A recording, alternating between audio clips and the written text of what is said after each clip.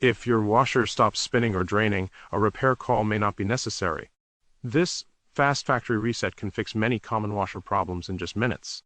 This reset method applies to Whirlpool, Kenmore, Amana, Crosley, Roper, and Maytag washers, and requires no tools or special knowledge.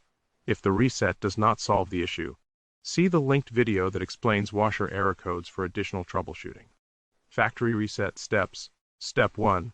With the washer powered off, turn the control dial counterclockwise 1 full turn. Step 2. Within 6 seconds, turn the dial 3 clicks right, 1 click left, then 1 click right. Flashing lights confirm the washer is in diagnostic mode. Step 3. While the lights are flashing, turn the dial 4 more clicks to the right and press start to reset the washer. Step 4. Allow a few minutes. If the washer powers off and the lid unlocks, the reset is complete. Thanks for watching.